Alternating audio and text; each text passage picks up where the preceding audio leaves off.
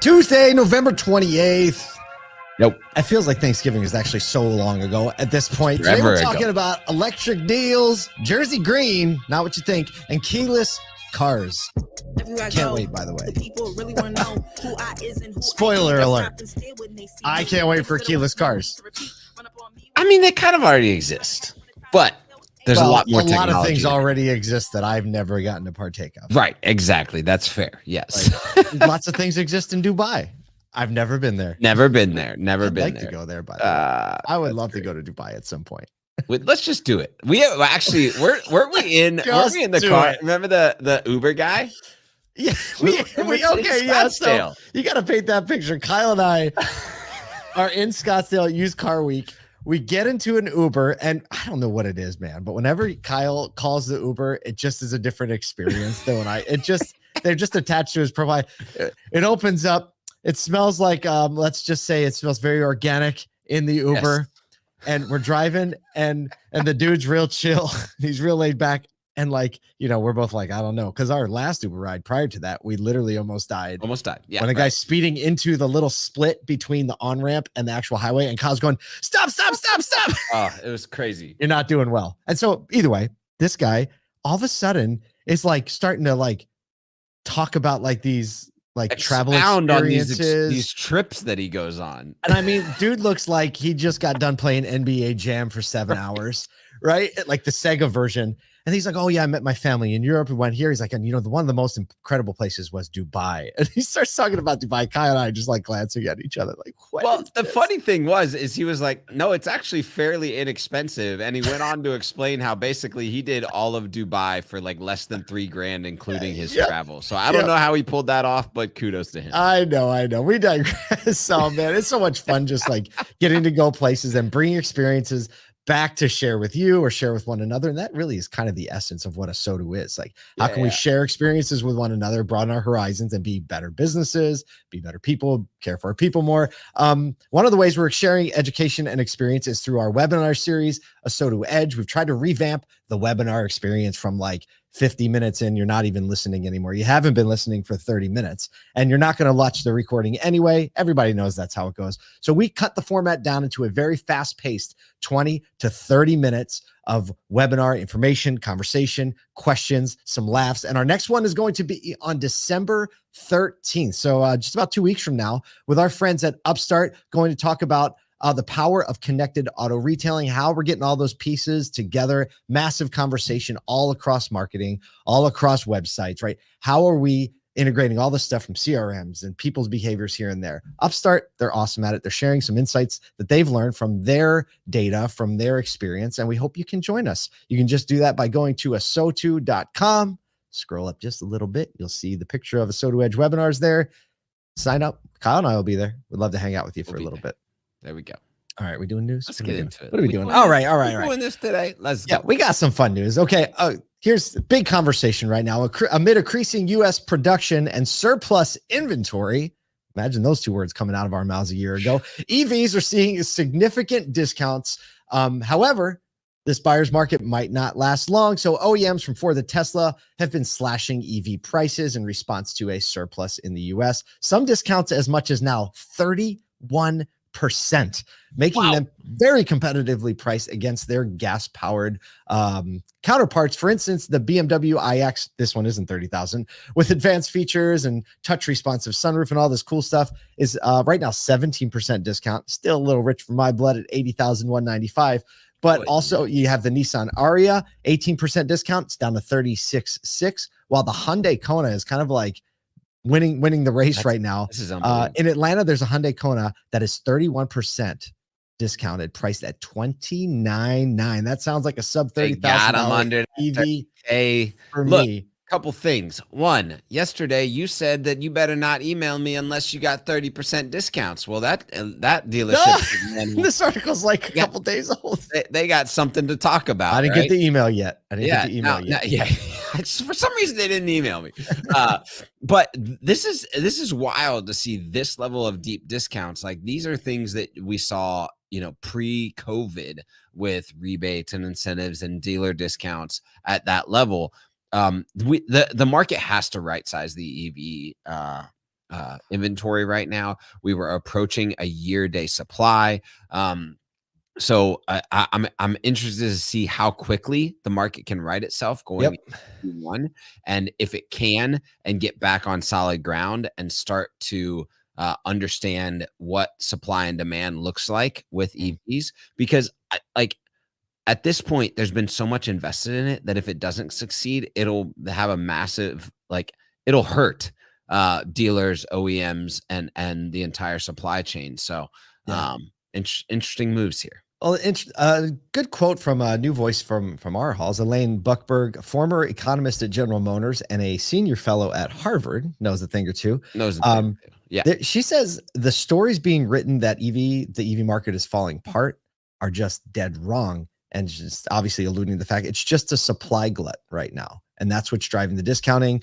EV sales are up 2.5 times in the last 12 months, which is 250% for those of you keeping track. So, I mean, things are changing. EVs are moving forward, and, legislation is probably what got us here. And speaking of legislation, segue time. All right. 2035 may just be the new 2030, Kyle. We're going to have to retire the button. I know. So sad. Let's play it. Is this the farewell tour? This is it. Oh, it had a good run. It had a good run, but now 2035 is just not going to come out the same when you sing it that way. Joining states like California, New York, and Colorado, New Jersey is now doing what it can to speed up its EV transition and has announced a ban on manufacturer sales of new gasoline vehicles by the year 2035. So they're adopting, full ban. Full ban. East Coast. Let's keep up with California. New Jersey adopts their Advanced Clean Advanced Clean Cars 2 regulation, aiming for 100% zero-emission new vehicle sales by 2035. So the rule mandates, and here's it's like a stair-step approach. This is the 43% of cars produced by 2027 must be zero emission. 2027 is not that far away. It's not that far away. Increasing to 68% by 2030. So it's important to note this doesn't obviously put any restrictions or regulations or obligations on consumers or dealers, but dealers can only sell what they can given by the OEMs. New Jersey Coalition of Automotive Retailers, we got to get in touch with them, by the way, criticizes the move, citing concerns over consumer choice and affordability, arguing the mandate could significantly disrupt the market, impacting consumers and dealers negatively. Yeah, I think that's a great way of putting that. Is will this type of move really, in the end, impact the consumer ability to purchase, right? Will the pricing be there? Will the access to charging networks? Will all of that support a 43% sales of all new vehicles in 2027? Will it be ready? That's only 4 years away. We're talking about these manufacturers that are maybe 5 to 10%. Some manufacturers EV sales, if that. Yeah. Moving to 43% in that timeline, and the market being ready for it. Yeah, and it is not like the annual average is 10%, but if you look at it, California is like 28%. Right? And you think of all the dynamics which would make California higher, right? Access to infrastructure, a general disposition that electric vehicle lifestyle coincides with. New Jersey. It's in the Northeast, if you didn't notice. A couple other complications there. Some complications. They're not. There's no way New Jersey's at 10%. The type of housing in New Jersey, aka vertical housing, or I know my family roots are in Nutley, New Jersey, which is like kind of an older, pristine, like old money town. Mm-hmm. Just the electrical infrastructure alone in that town, I know, can't support it right now. And they have like the outlets with the two plugs. They don't even have the ground. No, they don't have the ground. And that's one of the most affluent cities in New Jersey, and they wouldn't like the electrical infrastructure would have to get there first.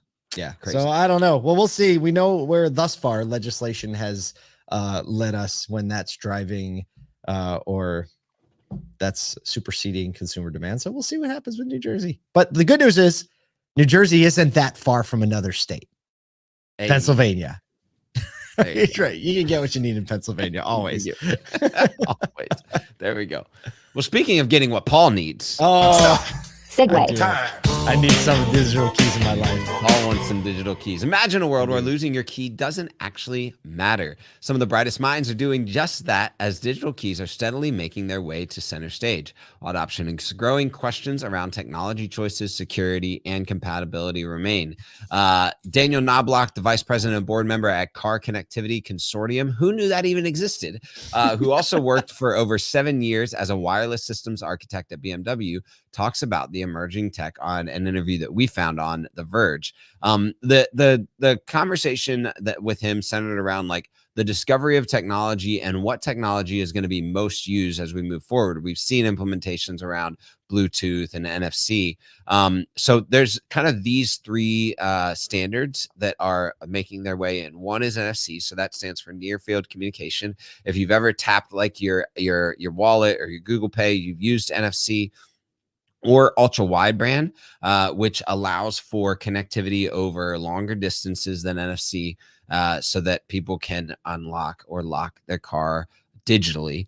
And then the other one is Bluetooth, which right now is probably the most used in key technologies. But it allows for like that moderate data exchange, moderate range data exchange, so that you can unlock vehicle and do that within range. So it's still like very new. You know, I've got the ability to lock, unlock, and start my car, my Mazda from my phone. Like app-based, right? Yeah, app-based, but not like. But you can't get in and drive it away without the key, not. right? Definitely you could start it. You could get in it. You can unlock it. You could start it, right? People asking, what happens if the battery dies? If you have the NFC, like where the chip is built into the phone, it will work. Even if the battery's dead. Just like, I mean, that's a very familiar thing, like the key fob, right? If the battery's dead, you can actually push the start button with the key fob and the chip is close enough for it to read. But look, all I'm saying is this. I don't think it's going to be any less secure than a key fob right now, because I've seen how people can repeat those things. And if it's got to be the chip that's in your phone, it knows how close that chip is to the vehicle. Like it's not going to start if you're sitting in the cafe and your car's in the parking space, because it knows you're not in the car. And the second I can get rid of this, right, I get rid of these, I'm just a happy man. I think the whole point of this is discovering like the mix of technologies, because right now the cars that are using NFC still require you to pull that phone out of your pocket, and that's the thing that we got don't want that either, right? Yeah, you don't want that either, because you've gotten used to leaving your keys in your pocket. So what's the combination? I mean, the phone usually comes out of the pocket anyway. Yeah. Let's be honest. Who's driving with their phone in their pocket? The second you realize you're driving with your phone in your pocket, you're like, get this thing out of here. But for women, often it's in a purse or a bag anyway, right? And it's already out. Look, that it seems like I'm actually surprised we're not further along in this. I know, right? Because it seems like a lot of other things just happen this way. Like my building, when I walk into the studio here, right? You get close and the little thing in the door goes cling, right? I don't need to hold the thing up to the phone. It knows I'm there. So, I mean, it's just like, yeah, but Paul, it's the building. Paul, I went to Walmart. Oh, here you go. Oh, and you can't use Apple Pay. They still don't have Apple Pay and Google Wallet. So that's because Walmart can't pull it off, what is this? Because whatever company's got that contract has it so dialed in with legal when they signed it, that they're like, I know that you're the biggest retailer. I know that everybody wants it. I know it's even way more secure, but guess what? We're here until, we're going to. In the year. I don't know. I don't know when they have that contract locked on that 30-year contract, like a boss. Well, whatever's going on with you today, we hope you get out there. You implement some new ideas. You share some experiences with some other people so that we can serve people better. We can sell more cars, make more money, and love on some folks.